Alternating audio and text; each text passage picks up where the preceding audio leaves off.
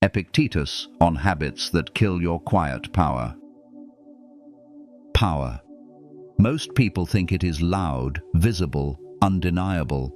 They imagine power as the raised voice in the room, the grand gesture that commands attention, the wealth that flashes across the eyes of others.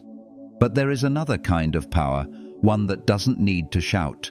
A power that moves silently, quietly, steadily, and yet bends lives, shapes destinies, and outlasts empires. This is the power Epictetus spoke of, the quiet power of self-mastery. You see, the world confuses noise for strength. We look at someone with a massive following, someone with status, someone constantly in the spotlight, and we assume that must be power. But if you strip away the applause, the validation, the wealth, the appearance, what's left? Often very little. A fragile ego clinging to things outside itself, and that is not power at all. It is weakness dressed in gold. Epictetus knew something about power, though not in the way most imagine.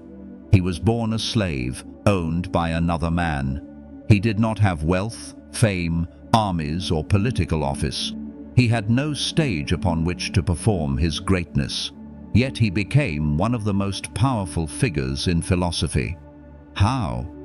Because he cultivated a strength that no master could take from him, a strength that did not depend on luck, fortune, or favor. He understood that real power is not in the noise you make, but in the control you hold over yourself. But here's the truth few want to face. Most of us are giving this power away every single day. Not because it is stolen, but because we hand it over willingly. We do it through our habits, small, subtle, seemingly harmless habits that slowly erode our strength until nothing is left but frustration and fragility. These habits are invisible thieves. They slip in unnoticed and steal the only power that truly matters. The power over your own mind, your own soul, your own actions. Think of your own life. How many times have you felt drained, not because something catastrophic happened, but because you allowed yourself to be pulled into habits that wasted your energy? Complaining endlessly about something you could not change. Seeking validation from people whose opinions should not matter. Losing hours in gossip, distractions and noise. Exploding in anger at trivial matters.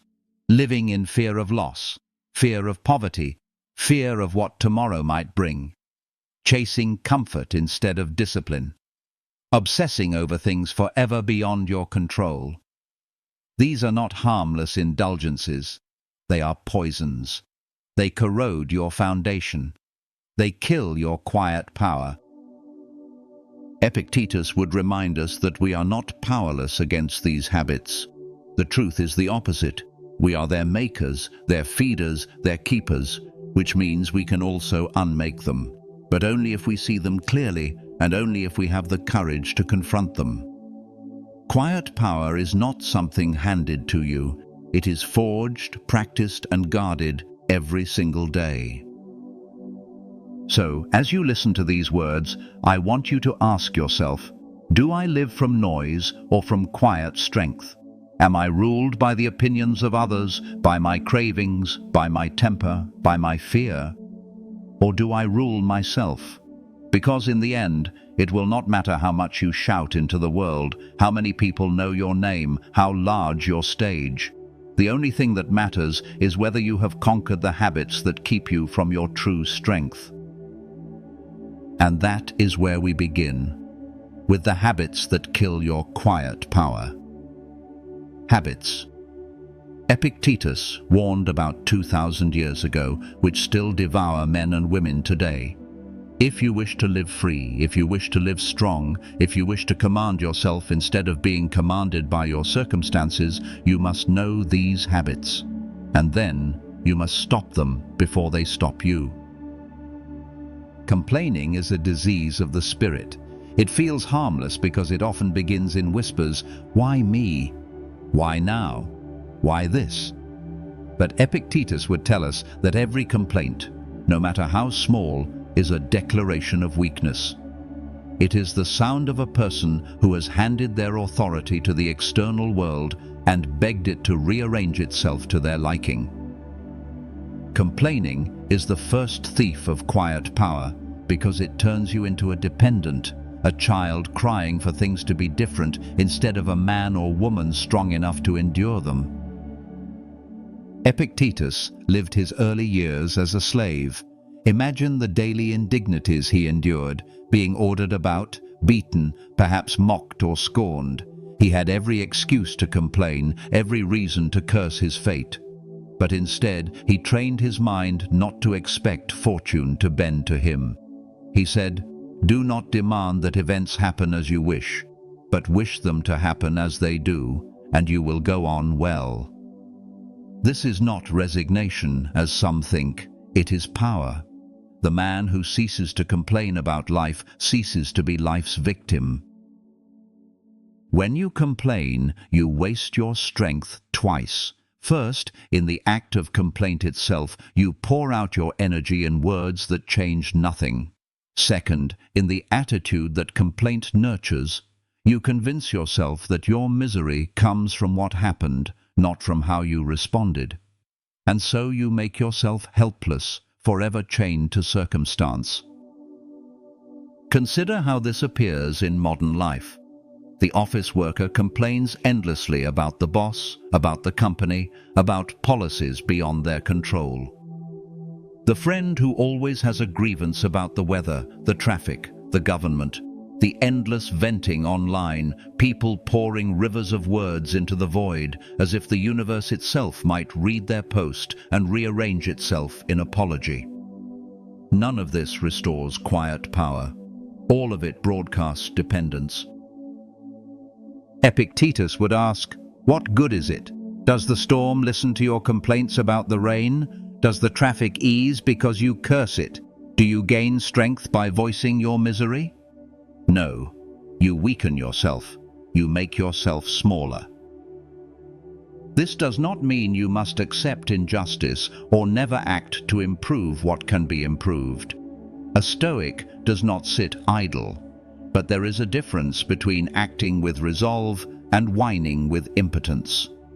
To act is to look a problem in the eye and say, "This is mine to face." To complain is to look at the same problem and say, "I am its victim." Quiet power begins when you refuse to indulge in victimhood. Every complaint you swallow strengthens your endurance. Every time you meet adversity without words of protest, you carve a deeper channel for resilience. This is why the Stoics trained themselves not only to endure hardship, but to love it. They saw difficulty as a teacher, misfortune as a sharpening stone. Complaints rob you of this training. They blind you to the lesson. So the next time you feel the urge to complain, pause, ask, "Is this within my control?" If it is not, then complaint is useless and endurance is the path. If it is within my control, then complaint is again useless and action is the path. In either case, complaint achieves nothing. Imagine a man who meets every misfortune in silence, not because he is numb, but because he is resolved. Imagine the impression such a person leaves. People trust him. People sense in him something immovable, something rare. That is quiet power, and it begins by killing the habit of complaint. Epictetus himself proved this truth. Though born without freedom, he claimed mastery over the only freedom that matters, the freedom to rule himself. If he could look at chains, pain, insult, and injustice without complaint, what excuse do we have for our daily grievances? The quiet power you seek cannot survive in the soil of constant protest. Pull out the roots of complaint, and in their place, strength will grow. Nothing weakens a person more than the endless hunger for validation. It may feel like strength to be praised, admired, applauded, but Epictetus warns us that the man who craves these things is no master of himself. He is a servant to the crowd, chained to the ever-changing winds of opinion. Quiet power cannot exist in a soul that needs others to confirm its worth. Consider what validation really means. To seek it is to say, "I do not know if I am enough until someone else tells me so." It is to hand over your dignity, your self-respect, your authority, and wait for someone else to return it to you stamped with approval. The Stoics called this a kind of slavery. Epictetus was blunt. If your happiness depends on what another man says or does, then you are his prisoner, not your own master. The hunger for validation shows up everywhere today. We chase it in likes and followers on screens that glow in our hands. We seek it in promotions and titles, in compliments and recognition. We crave the nod of approval from friends, family, strangers, sometimes even enemies. But what is the cost? The cost is that you never act from your own reason, your own conviction. You act from a script written by the crowd. And the crowd is fickle, shifting its opinions with the winds of the day. To tether your worth to such instability is to live forever on quicksand. Epictetus taught that the wise man plays only to his own audience of one, his conscience. If you have acted according to reason, if you have aligned yourself with virtue, if you have done what is right, then you require no applause. He would say, "When you have done well, do not seek approval from anyone but yourself." This is not arrogance, it is self-sufficiency. It is the quiet confidence of someone who knows they live by principle, not by popularity. But how difficult this is in practice. Our egos itch for recognition. When unacknowledged, we feel invisible. When unnoticed, we feel unworthy. This is the trap. The very craving for visibility blinds us to the deeper power of silence. For what is more impressive, a person constantly reminding the world of their worth, or one who needs no reminder because their presence alone makes it felt? Think of the strongest leaders, the most grounded mentors, the wisest teachers. They are not the ones clamoring for attention. They are not desperate for applause. Their strength lies in their independence from it. Their actions carry weight precisely because they are not chasing recognition. Quiet power radiates. It does not beg. Epictetus often reminded his students that if they wanted freedom, they must first stop being slaves to reputation.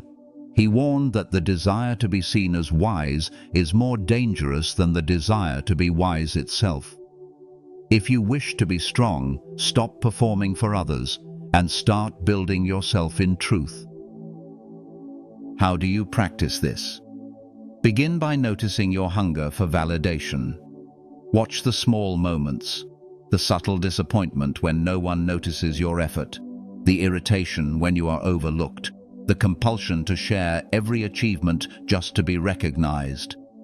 These are signs of dependence. Each time you catch yourself, remind yourself, am I not enough as I am? If I have done right, if I have lived well, is that not its own reward? Quiet power grows when you close the gap between your actions and your need for approval. Do what must be done, not for applause, not for recognition, but because it is right, and then leave it at that. This is freedom. This is strength. Picture Epictetus himself, a former slave, physically disabled, with no wealth, no status, no platform. Yet his students, men who held titles and fortunes, sat at his feet in reverence. Why? Because he did not need their admiration. He spoke from a place beyond it. His authority came not from their recognition, but from his self-mastery. That is why his words echo through centuries, while the fame of emperors fades. If you would have quiet power, you must free yourself from the chains of validation. The more you seek applause, the less you command respect. The less you need it, the more powerful you become. One of the most insidious habits that drains strength is the addiction to idle talk and distraction. Epictetus warned his students that a philosopher must be careful not to let his tongue become the master of his mind. He urged them to speak only of what is useful, only of what nourishes the soul. Idle chatter, gossip, and endless distractions do not look dangerous at first. They often feel like harmless entertainment, a way to pass the time. But what they truly do is waste the energy that should be reserved for higher pursuits. Gossip is particularly destructive because it disguises itself as power. When you speak of others, judging, mocking, speculating, you feel for a moment that you hold the upper ground. You are the one with the information, the one with the clever remark, the one who sees through the faults of others. Yet in truth, you reveal your own weakness, for to obsess over the lives of others is to abandon the governance of your own. Every minute spent dissecting someone else's flaws is a minute stolen from improving your own character. Distraction is gossip's twin. Where gossip wastes speech, distraction wastes attention. And attention, Epictetus would say, is life itself. Whatever you give your attention to becomes your master. Today, the temptations of distraction are endless. Feeds that never end, news cycles that churn, shallow arguments that consume entire days. We imagine ourselves informed, engaged, connected. Yet more often, we are simply dissipated, scattered, emptied. The mind that constantly feeds on noise cannot cultivate clarity. The person who cannot endure silence cannot discover power. Epictetus drew sharp boundaries for his students. He cautioned them not to speak idly about gladiators, horses, food, or trivialities of the day. Why? Because such speech erodes discipline. It lowers the soul to the level of the marketplace, where everyone trades in small talk and no one gains wisdom. To speak with purpose, to listen with care, to reserve your tongue for what matters, that is the practice of quiet power. Look at your own life. How many hours have vanished into empty conversations, gossip about celebrities, trivial debates over who is right in matters that have no bearing on virtue? How many mornings or evenings lost to screens that fed you nothing but noise? And how did you feel after? Stronger, clearer, closer to wisdom, or drained, restless, unfocused? This is the hidden cost. You do not only lose time, you lose yourself. The Stoic answer is not to scorn all company or fall into grim silence. It is to cultivate intentional speech and intentional attention. Speak when your words serve truth, justice, kindness, or necessity. Otherwise, let silence protect your strength. Choose what you consume with care. If you must feed your mind, feed it with wisdom, with reflection, with beauty. Epictetus taught that we are formed by what we practice. If you practice gossip, you become a gossiper, small, shallow, untrustworthy. If you practice distraction, you become restless, incapable of depth. But if you practice silence, focus, and purposeful speech, you become someone others instinctively trust, someone who radiates authority without needing to boast. Consider the image of a wise man who sits in a room full of chatter. While others exchange rumors and trivialities, he listens little and speaks less. When he finally does speak, his words cut through the noise like steel through fog. Everyone turns to listen. Why? Because he has not wasted his power. His silence has stored it. His restraint has sharpened it. This is the essence of quiet power. So guard your speech, guard your attention. Refuse to let gossip steal your dignity or distraction dissolve your clarity. Every time you choose silence over idle words, focus over noise, you strengthen the walls of your inner citadel. And in that citadel, untouched by chatter and clamor, your power grows. Anger is one of the most deceptive destroyers of strength. At first it feels like fire in your chest, a surge of energy that convinces you of your own power. To lash out, to shout, to strike, these feel like acts of authority. But Epictetus would tell you that anger is not power, it is slavery. For in the moment you let anger control you, you are no longer your own master. You have surrendered your will to the provocation of another. Epictetus reminded his students that nothing outside of us can truly harm us. What harms us is our judgment of events, the stories we tell ourselves about what should or should not have happened. When you become angry, it is not because of what was done to you, but because you have chosen to see insult where there may be none, injustice where there may be only inconvenience, catastrophe where there may only be a minor obstacle. Anger distorts reality. It convinces you that losing control is the same as gaining strength, when in truth it is the clearest sign of weakness. Look at how anger rules daily life. Someone cuts you off in traffic, and suddenly you are consumed with rage, slamming the horn, shouting at the air. A stranger on the internet writes a comment you dislike, and your entire mind burns with rebuttals. A colleague makes a careless remark, and you stew over it for days, unable to let it go. These are not great injustices. These are trivial events, barely worth a moment's thought, and yet they enslave us. How much power we give away to the smallest things. The Stoic path demands that we see these irritations for what they are, tests, not threats. Epictetus compared life to a training ground. The world will send you provocations, not because it has singled you out for punishment, but because it is training you to master yourself. When someone insults you, they have given you a gift, an opportunity to demonstrate restraint. When a petty inconvenience arises, it is not a wound, but a chance to prove that your calm cannot be shaken. Quiet power is never found in explosive reaction. It is found in restraint, in the ability to stand firm while the storm rages. To endure provocation without anger is to show the highest form of strength.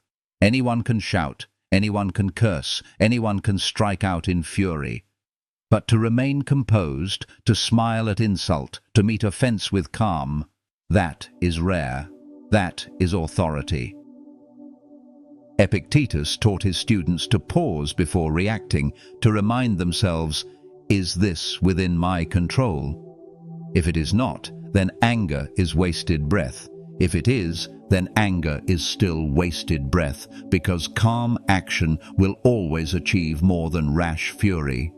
Anger exhausts, calm preserves.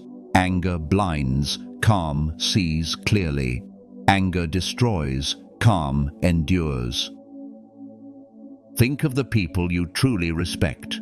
Are they the ones who lose themselves in outbursts, who cannot be trusted to stay steady in the face of difficulty? Or are they the ones who remain grounded, who speak softly when others shout, who never allow circumstance to disturb their balance? True power lies in calm authority, not violent reaction. Epictetus himself endured hardship and insult without rage. His master once broke his leg, and he bore it with unshakable composure, remarking only, "You will break it." He refused to grant anger the dignity of his energy, and in that refusal he revealed the secret. No man can enslave you if you do not surrender your calm. So when anger rises in you, remember, this is not a sign of power, but of weakness. It is a moment where you are tempted to hand over your authority. Resist, breathe, let the fire burn itself out without consuming you. Each time you master anger, you strengthen the fortress of your mind, and within that fortress grows the quiet power that cannot be moved.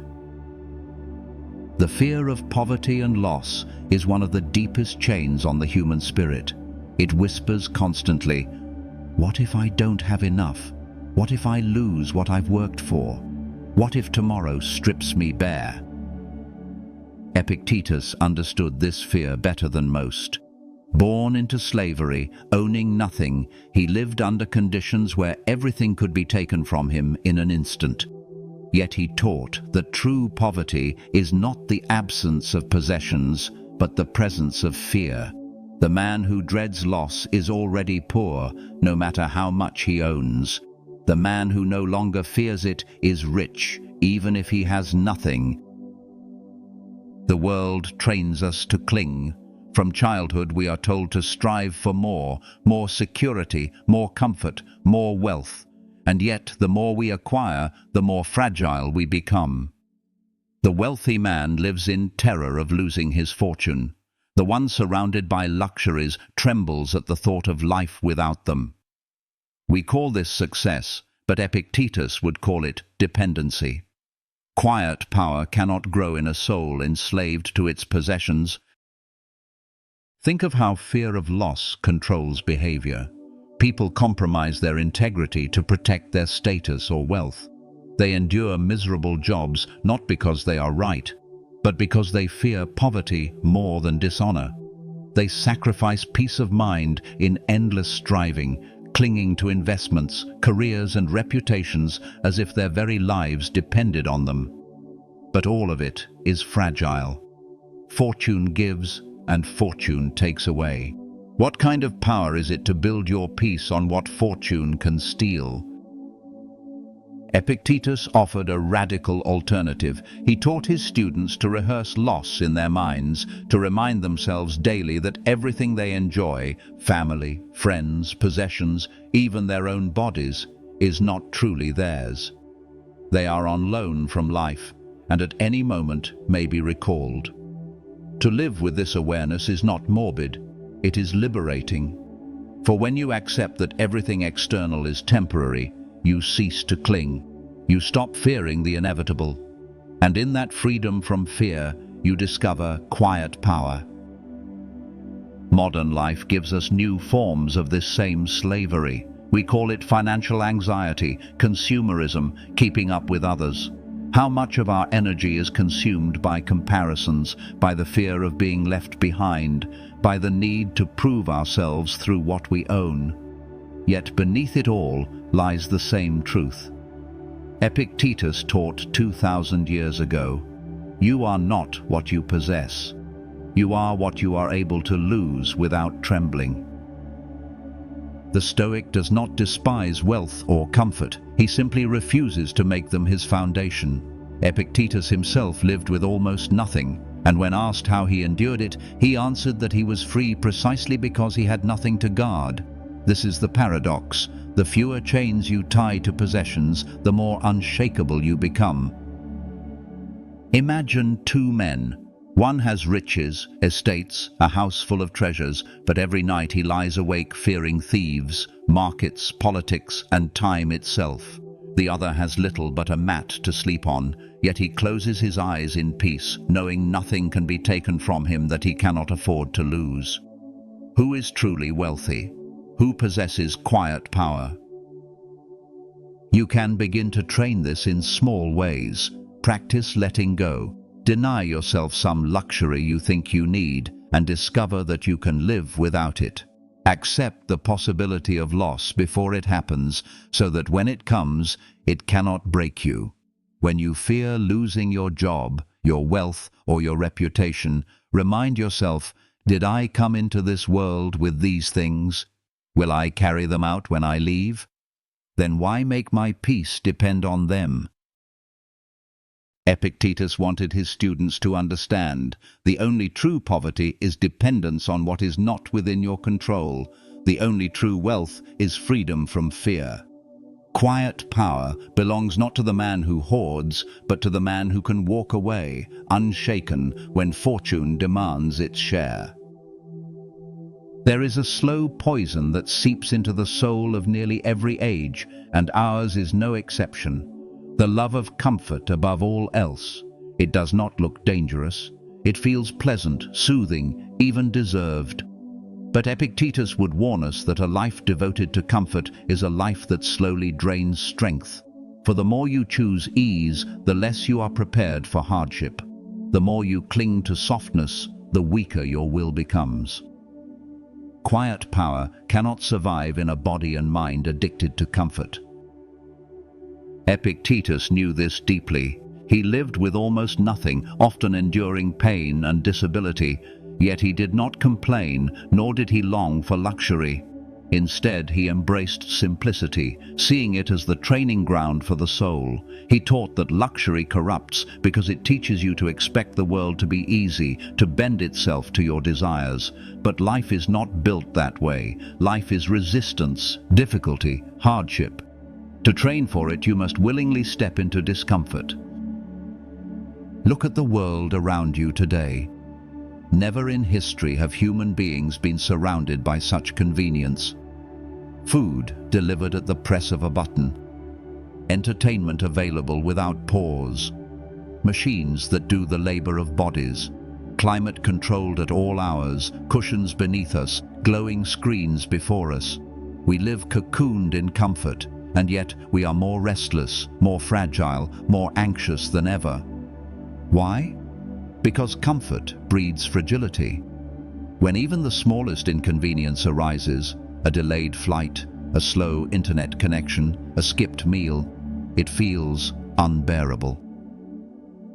Epictetus would tell us this is not living, it is dependence. The soul that cannot endure discomfort is not free. Quiet power requires that we train ourselves in endurance, that we harden our will through deliberate exposure to what is difficult. This is why the Stoics practiced voluntary hardship, sleeping on the ground, eating coarse food, walking in the cold. They did not do this because they hated pleasure, but because they refused to be owned by it. Think of the soldier who trains by carrying heavy loads, marching long distances, sleeping in harsh conditions. When battle comes, he is ready. Now think of the man who has never endured cold, hunger, or pain. The first sign of difficulty breaks him. This is the same in life. Every comfort you deny yourself, every hardship you embrace willingly, becomes a reserve of strength you can call upon when life tests you. The truth is, life will test you. No matter how much you surround yourself with comfort, loss will come, illness will come, difficulty will come. If you have trained only in ease, you will collapse. If you have trained in endurance, you will stand. Practical steps are simple but profound. Choose the harder path when given the option. Take the stairs instead of the elevator. Endure the cold instead of always seeking warmth. Fast when you could feast. Push your body to labor when it wants rest. Speak truth when silence would be easier. Each small act of chosen discomfort strengthens your command over yourself. Epictetus believed that freedom was the goal of philosophy, and freedom comes only when nothing external can control you. Not pain, not hardship, not loss. If you can endure, you are free. If you cannot endure, you are a slave to whatever brings you ease. Quiet power is built in these daily choices, invisible to others, but unshakable within. Imagine a man who has hardened his soul through discipline. When misfortune strikes, he does not panic. When hardship arrives, he does not break. Others wonder how he bears it so calmly. The answer is simple: he has trained for it. While others wasted themselves chasing comfort, he built strength in discomfort. His calm in crisis is not an accident. It is the fruit of discipline. So ask yourself, are you softening into weakness or hardening into strength? Do you seek comfort at every turn, or do you embrace challenge as training? Quiet power cannot coexist with a life of indulgence. It is forged in the fire of discipline, in the cold of hardship, in the silence of endurance. If you would be strong when it matters, you must let go of the addiction to comfort and train yourself to endure. At the very heart of Epictetus's teaching lies a single distinction: what is within your control and what is not. He insisted that every person's freedom, every person's strength depends on seeing this line clearly and living by it. Nothing drains a life of quiet power more quickly than forgetting this truth. For when you pour your energy into what you cannot control, you guarantee frustration, bitterness, and weakness. But when you focus only on what is yours to govern, your judgments, your choices, your actions, you become unshakable. Epictetus said plainly, "Some things are up to us, and some are not. Up to us are our opinions, our desires, our aversions, our decisions. Not up to us are our bodies, our possessions, our reputations, the behavior of others, the outcomes of events." Confusion here is the source of nearly all suffering. We rage at the weather, curse politics, fume over others' choices, and despair when fortune shifts.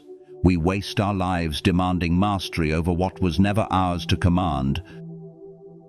Look at the world today. So many live consumed by outrage, constantly fighting to change things far beyond their reach. They scroll through endless news, shouting at headlines they cannot alter. They torment themselves over the behavior of strangers, co-workers, or even family, demanding that others act as they wish. They measure their worth by status, wealth, and recognition, none of which can ever be secured completely. And all the while, they neglect the only true domain of power, themselves. Epictetus trained his students to live differently. When insulted, they were to ask, "Is it within my control to stop others from speaking?" No. But it is within my control whether I choose to be insulted. When fortune withheld wealth, they were to ask, "Is money truly mine?" No. What is mine is my capacity for moderation, my ability to live with little. When sickness or pain struck, they were to ask, "Is health fully mine?" No, but it is mine to endure with courage. Quiet power is found here in the discipline of directing all energy toward what is truly yours and releasing the rest. This is not passivity, it is clarity. It is a refusal to waste strength where strength has no effect. The archer may aim with skill, but once the arrow leaves the bow, the wind and the target are no longer his to command. His power lies in the aiming, not the outcome. Imagine what happens when you live this way. Suddenly, the world loses its power to shake you. A friend betrays you. You cannot control their loyalty, but you can control your integrity. A storm destroys your plans. You cannot control the weather, but you can control your response. The economy collapses. You cannot control fortune, but you can control your courage. Nothing that is not yours can enslave you if you do not cling to it. The habit of forgetting this principle is subtle but deadly. Every time you say, "He ruined my day," you have given away your power. Every time you say, "I cannot be happy unless," you have placed your freedom in chains. Every time you rage at what you cannot change, you are a slave. Epictetus's message was harsh but liberating. You suffer not because the world is cruel, but because you demand that the world obey you. How do you train this in practice? Begin with a daily reminder. Each morning, name what is yours. My thoughts, my choices, my actions. Name what is not. The behavior of others, the turning of fortune, the events of the day. Throughout the day, when anger or fear rises, ask, "Is this within my control?" If yes, act with strength. If no, release it. Each act of release strengthens your freedom. Each act of focus deepens your power. Picture the man who has mastered this. While others rage at politics, he keeps his mind clear. While others despair at losses, he stands firm. While others demand that the world bend, he bends himself to reality, and in doing so becomes unbending within. He is calm, not because life is easy, but because he has stopped wasting himself on what was never his to begin with. That calm is quiet power, and it is invincible.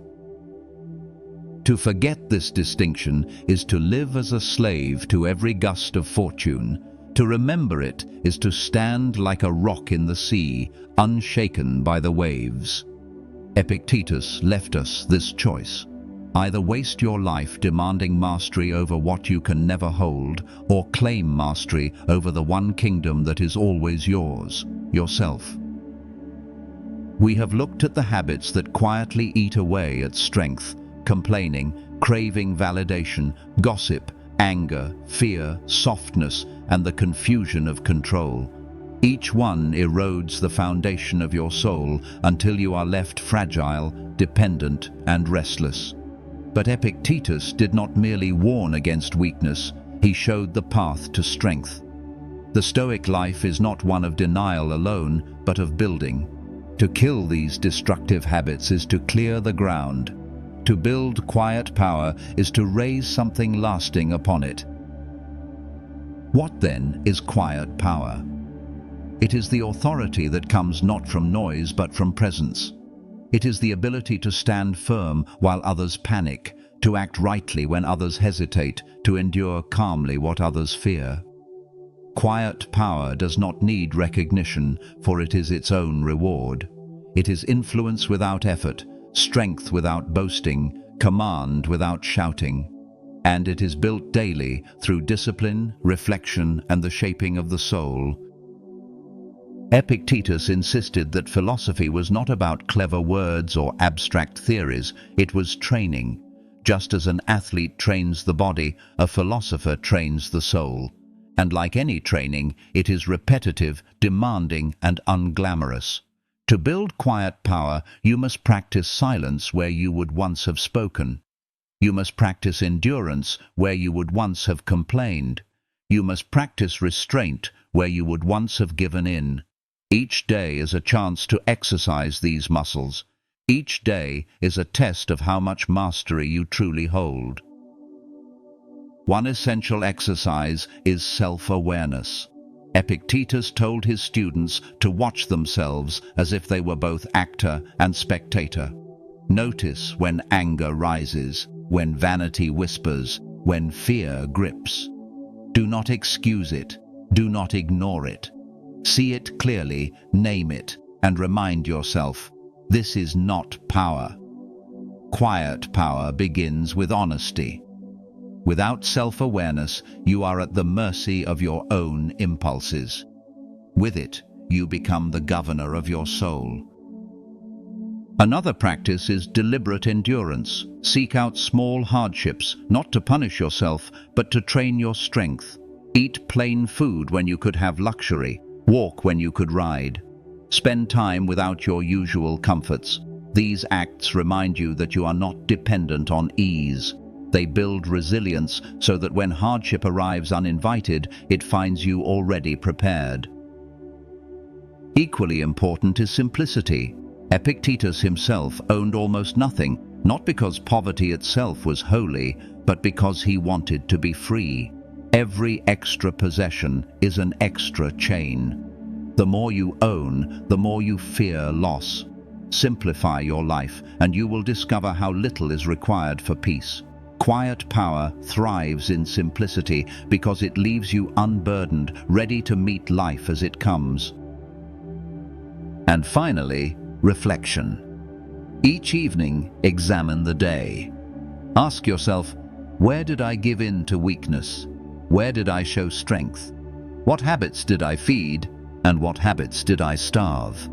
The unexamined day becomes a chain of wasted hours. The examined day becomes a teacher. Epictetus wanted his students to review constantly, not in self-condemnation, but in honest growth. Examples of quiet power are all around us. Think of the leader who does not panic in crisis, but calmly guides others. Think of the parent who teaches not with shouting, but with steady example. Think of the friend who does not gossip, but listens with patience. Think of the worker who does not complain, but shoulders their task with dignity. None of these need fanfare, yet all command respect. This is the influence that endures. The world today is louder than ever. Everyone shouts for attention, for recognition, for validation, but in that sea of noise, the one who is calm, steady, and self-mastered shines like a beacon. People gravitate toward quiet power because it is so rare, so undeniable. It does not need to declare itself. It is felt. Epictetus gave us the blueprint. Stop wasting energy on what is not yours. Stop clinging to possessions and praise. Stop seeking comfort above strength. Kill the habits that weaken you. Build the habits that fortify you. Day by day, choice by choice, you shape the fortress of your soul. That fortress is not built overnight, but with each moment of discipline, it rises higher. And when the storms of life come, and they will, you will not be swept away. You will stand firm, unshaken, calm. This is quiet power. Not the kind that fades with applause, not the kind that crumbles with fortune, but the kind that endures as long as you do. Epictetus lived it, taught it, and left it to us. Now it is ours to practice. Noise is everywhere. The world equates noise with strength, shouting opinions, flaunting wealth, demanding attention. But you now know what Epictetus knew. Noise is not power. It is insecurity dressed in volume. True power is quiet, steady, unshaken. It does not depend on fortune, on applause, or on ease. It is born from self-mastery, from discipline, from the courage to rule yourself. Epictetus himself lived this truth. He had no wealth, no status, no freedom for much of his life. Yet he became a teacher whose influence outlived emperors. How? Because he mastered what could never be taken from him: his mind, his judgment, his choices. The habits that enslave others, complaint, craving validation, gossip, anger, fear, indulgence, obsession with control, had no hold on him. And because he was free from them, he was free indeed. So I ask you now, what holds you? What habits quietly steal your strength? Do you still waste yourself on complaint, believing it gives you relief? Do you still hunger for recognition, as if another's praise could add to your worth? Do you still gossip, distract, rage at trifles, cling to possessions, chase comfort, or demand that life obey you? Every time you do, you trade your quiet power for weakness. But this weakness is not inevitable. You can stop feeding these habits. You can train your mind to endure, your heart to detach, your will to stand firm. You can strip away the noise and discover a strength that does not depend on circumstance. Quiet power is not something granted to a few. It is available to all who are willing to practice it. The question is not whether life will test you. It will. Fortune will change. People will betray, hardships will come. The question is whether you will meet them as a slave to your habits or as a master of yourself. That choice is yours. Epictetus leaves us with a challenge. No man is free who is not master of himself. Freedom is not given by laws or by wealth. Freedom is forged in discipline, in clarity, in restraint. It is the power to say, "You may take my possessions, insult my name, break my body, but you cannot touch my will." That is the essence of quiet power. So as you leave these words, carry this with you. Examine your life. See clearly the habits that weaken you. Starve them. Replace them with strength. Train daily, in small ways, to live as Epictetus lived, self-mastered, calm, free. The world is loud, but you need not be. Let your life itself be the statement. Let your presence itself carry the weight. Let your quiet power shine not in noise, but in the strength of your soul. And when others see it, they will know. Here is someone who cannot be shaken. Here is someone who has conquered themselves. That is the call. That is the challenge. Quiet power is waiting. The only question is whether you will protect it or let your habits destroy it.